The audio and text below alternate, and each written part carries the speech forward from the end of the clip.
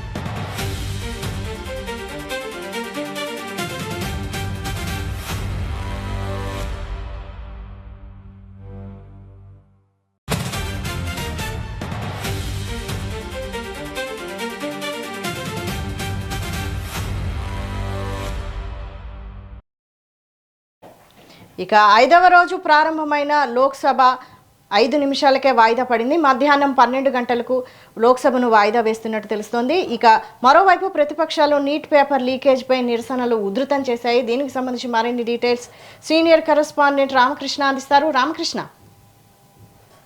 వైశాలి, ఈ రోజు 5వ రోజు పార్లమెంట్ సమావేశాలు ప్రారంభమైన 5 నిమిషాలకే మళ్ళీ ఏదైతే కాంగ్రెస్ పార్టీకి సంబంధించిన ప్రతిపక్షాలు ఇండియా కూటమికి ఎవరైతే సభ్యులు ఉన్నారో వారు పార్లమెంట్ లో పోడియం దగ్గరకు రావడంతో ఓం బిర్లా పార్లమెంట్ స్పీకర్ ఓం బిర్లా అనేక సార్లు విజ్ఞప్తి చేసిన వాళ్ళు వినకపోవడంతో పార్లమెంట్ మధ్యాహ్నం 12 గంటలకు వాయిదా వేశారు.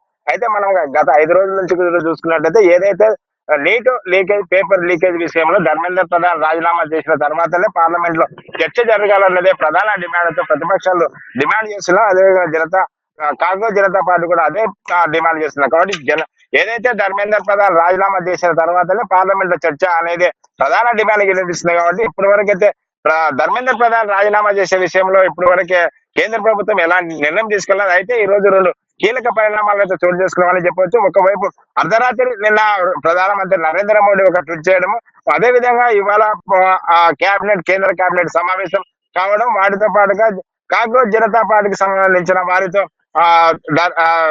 జేపీ నడ్డా అదేవిధంగా జితేందర్ సింగ్ మధ్యాహ్నం సమావేశం కావడం ఇవన్నీ పరిణామాలు చూస్తుంటే దీనికి సంబంధించి ఒక దానికి కంక్లూడింగ్ రావాలనేదే ప్రధానంగా కేంద్ర ప్రభుత్వం యోచిస్తున్నట్టు కూడా తెలుస్తుంది. అయితే ఇవాళ మధ్యాహ్నం 12 గంటలకు జరిగే పార్లమెంట్ సమావేశం ఏదైతే కేబినెట్ సమావేశంలో ఆ సమావేశంలో ప్రధానంగా పేపర్ లీకేజ్ విషయంలో తీసుకురావాల్సిన సవరణలు ఏంటి, దానికి సంబంధించి ఎలాంటి కఠిన నిర్ణయాలు తీసుకోవాలనే దానిపై కేబినెట్ లో చర్చిస్తారు. దానికి సంబంధించి కేబినెట్ లో మంత్రులతో చర్చించిన తర్వాత దానికి సంబంధించి ఏ విధంగా ముందుకెళ్ళాలి, ఎలాంటి నియమ నిబంధనలు పెట్టాలనే దాన్ని కూడా మనం చూస్తున్నాం. ఇప్పుడున్న పబ్లిక్ ఎగ్జామ్ కి సంబంధించిన ఏవైతే నిబంధనలు ఉన్నాయో వాటికి సవరణ చేయాల్సిన అవసరం ఉంటుంది కదా, దానికి సవరణలు ఏ విధంగా చేయాలి, దాదాపుగా ఒకవేళ పేపర్ లీకేజ్ విషయంలో కానీ పబ్లిక్ పేపర్ లో లీకేజ్ విషయంలో ఏదైనా ఉంటే వాటికి ఇప్పటికే ఫాస్ట్ ట్రాక్ కోర్టు ఏర్పాటు చేయడం, దానికి కఠిన శిక్షలు విధించే విధంగా త్వరగా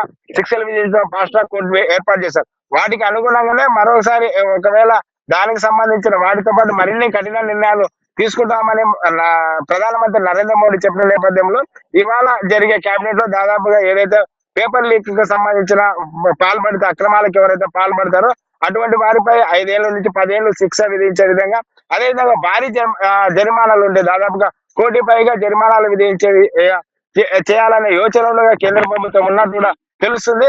వాటితో పాటుగా ఏదైతే ఇప్పటికే గత 26 రోజులుగా నిరాహార దీక్ష చేస్తున్న సోనం వాంగ్చుక్ కూడా ఆయన విరమణ చేయడము, అనంతరము ఏదైతే కాంగ్రెస్ జనతా పార్టీకి సంబంధించిన వారితో ఇవాళ మధ్యాహ్నం కూడా సమావేశమై దీనికి సంబంధించి పూర్తిగా ఒక నిర్ణయానికి వచ్చే అవకాశం అయితే ఉంది. అయితే కేబినెట్ సమావేశంలో కూడా ఒకవేళ ధర్మేంద్ర ప్రధాన్ రాజీనామాకి ఆమోదిస్తారా లేకుంటే ప్రత్యామ్నాయం ఏమన్నా ఉందా అని కూడా చూడాలి. వారితో పాటుగా ఏదైతే జేపీ నడ్డా ఏదైతే సమావేశం అవుతున్నారో జనతా పార్టీ వారితో కూడా వారు కూడా ప్రధానంగా ఒకటే డిమాండ్ చేస్తున్నారు, ధర్మేంద్ర ప్రధాన్ రాజీనామా చేయాలన్నదే వాళ్ళ డిమాండ్. అదే విధంగా కాంగ్రెస్ పార్టీలో ధర్మేంద్ర ప్రధాన్ రాజీనామా చేయడానికి ప్రధాన మొదటి డిమాండ్ కూడా ఉంది. కాబట్టి మన ప్రధాని ఏదైతే ప్రధాన డిమాండ్ ఉందో దానికి కేంద్ర ప్రభుత్వం తలవొగ్గుతుందా లేకుంటే ప్రత్యామ్నాయంగా ఆలోచిస్తుందా చూడాలి. ఇప్పటికే మనం చూస్తున్నాము కాంగ్రెస్ పార్టీ జాతీయ అధ్యక్షుడు అదేవిధంగా రాజ్యసభ ప్రతిపక్ష నేత అయిన మల్లికార్జున ఖార్గే కూడా ఇప్పటికే ఆయన ఒకటే చెప్తున్నా, ధర్మేంద్ర ప్రధాన్ రాజీనామా చేసిన అనంతరమే పార్లమెంట్ లో చర్చ జరుగుతుంది, లేకుంటే చర్చ జరిగేది లేదు. చర్చ నిష్పక్షపాతంగా అదే విధంగా సాఫీగా జరగాలంటే ధర్మేంద్ర ప్రధాన్ రాజీనామా చేసిన తర్వాతనే ప్రధానమంత్రి పార్లమెంట్ కి వచ్చి దానికి సంబంధించిన ప్రకటన చేయాలి.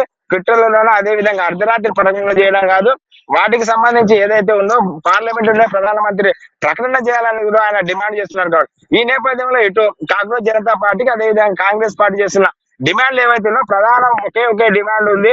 ఆ డిమాండ్ ధర్మేంద్ర ప్రధాన్ రాజీనామా చేయాలి. రాజీనామాకు కేంద్ర ప్రభుత్వం ఆమోదిస్తుందా లేకుంటే ప్రత్యామ్నాయం ఆలోచిస్తుందా, ఎన్ని కఠిన నిర్ణయాలు తీసుకున్నా ఏ చట్టాలు తీసుకున్నా దానికి మొదటిగా పార్లమెంట్ సమావేశాల్లో సభ సజావుగా సాగాలి. అయితే దానికి ప్రతిపక్షాలు కానీ కాంగ్రెస్ పార్టీ కానీ సహకరించలేదు. కాబట్టి ధర్మేంద్ర ప్రధాన్ రాజీనామా చేసిన తర్వాతనే మేము సభకు సహకరిస్తాము, సభలో మాట్లాడతాము, సభలో చర్చిస్తాము.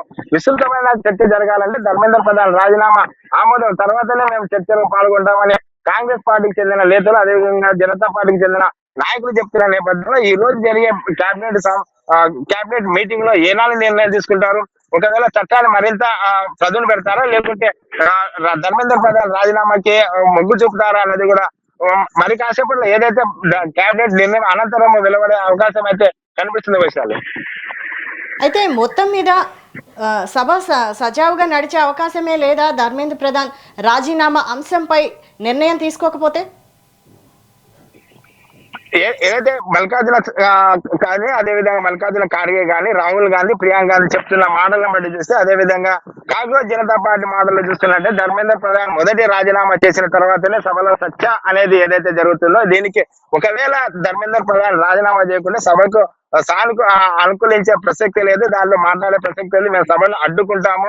సభలో ధర్మేంద్ర ప్రధాన్ రాజీనామా చేసిన తర్వాతనే ప్రధానమంత్రి నరేంద్ర మోడీ కూడా పార్లమెంట్ కి రావాలని వారు చెప్తున్న నేపథ్యం అయితే చూస్తున్నట్టయితే ఎట్టి పరిస్థితుల్లో ధర్మేంద్ర ప్రధాన్ రాజీనామా చేయకుంటే మాత్రం సభ సజావుగా సాగే పరిస్థితి అయితే ప్రస్తుతం కనిపించలేదు వైశాలి. Thank you Ramakrishna.